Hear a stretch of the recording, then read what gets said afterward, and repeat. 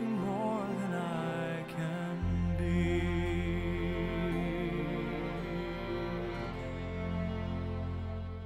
You raise me up so I can stand on mountains. You raise me up to walk on stormy seas. I am strong when I am on your shoulders. Raise me up to more than I can be. You raise me up so I can stand on mountains. You raise me up to walk on stormy seas. I am strong when I am on your shoulders. You raise me up to more than I can be.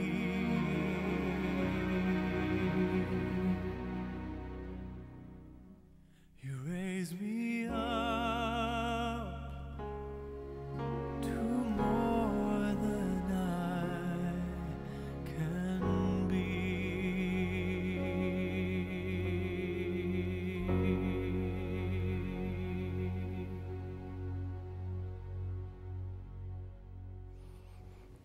Why? Because we need them. Because we can't live a civilized life without them. As a matter of fact, almost everything I just showed you on that little slideshow is impossible if we were to do it strictly to make money, to add value to a community in economic terms, right? To create wealth.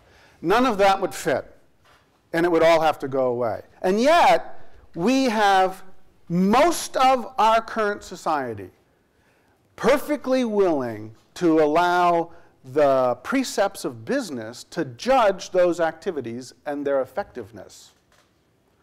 So we're not looking at whether or not an educational institution is doing something holistic or fulfilling a zeitgeist of education in some sort of artistic way, or even in reasonable measure ways. No, we're breaking it down. We're literally following the exact same plans that businesses develop for themselves to measure things by the output, by the outcome. Now, I'm not saying that learning outcomes aren't a good idea. I'm just saying that we're rather brutally and almost near universally applying this way of looking at the world to almost everything. And I think that's a big mistake. It's our time, breathe it in. Was to change and was to win. Our turn coming through. Me and you, well, me and you. So if we look at a representation of time, right, we can see that there have been many, many millions of years that have gone by, and the entirety of human time is right there. That little tiny strip of green is human history right there. And if we were to blow that up, A dime! We're in the money. We're in the money. We got a lot of what it takes to get along. We're in the money. The skies are sunny. Oh man, depression, you are through. You've done us wrong.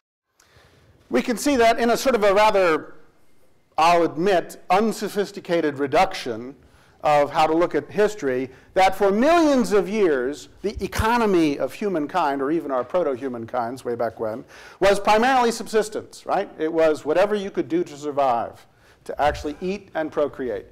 At about 5000 BCE, we introduced farming and permanent habitations, and so we changed into a traditional and I decided on feudal because they were arguing in all the stuff I read about what to actually call it, but it's really subsistence administered through power. Take your pick, right? But basically that's what it is. It's not really any kind of a market or a command economy, which of course begins around the time of the Renaissance.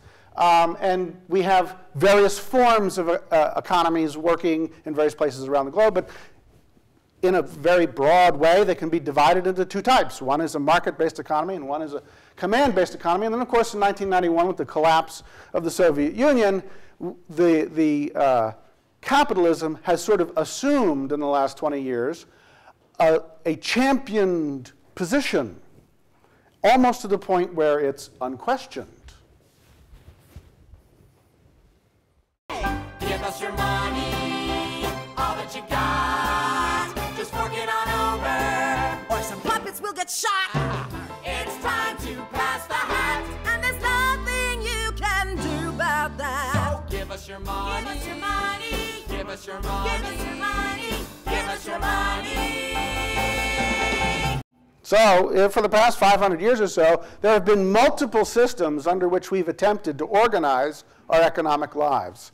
And yet, when you talk to almost anyone, especially in America, there's this almost mythic assumption that capitalism is a truth, a forever truth.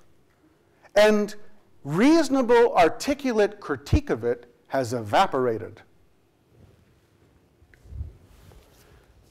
There is no power base in America that seriously critiques the workings of capitalism. As a matter of fact, Republicans in the last few days have made, or weeks, have made enormous grounds to strengthen the power of capitalism, which is to weaken the power of workers.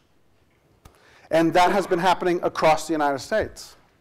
And no one, or very few people, especially in any kind of public, pervasive way, is standing up and doing anything about it. The left has lost their voice. The new left is the middle moderate, because I think the right have successfully sort of renamed them as the new left, even though 50 years ago those guys would have been conservatives.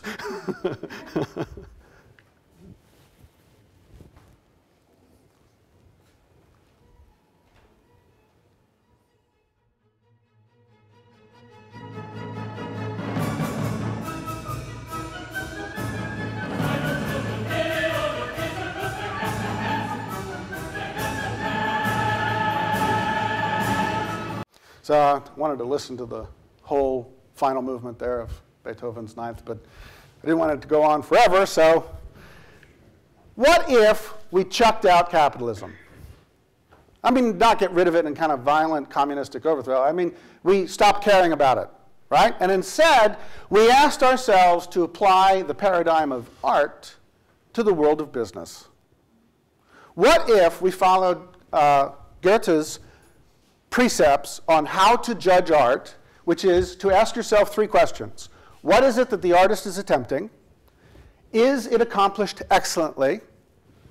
Is it worthy of human civilization? And of course, that's the third question that's the most important one, right? That you could do something very well, and you could certainly be intending to do it, but if you were simply putting, piles of baby dung on canvas, then perhaps that wasn't worthy of human civilization, right? We could at least talk about it, but it's not, notice that the paradigm doesn't automatically tell us what's right and what's wrong. It's simply one way of measuring things, right? It's a set of rules with a set of expectations, and then we can argue about it, right?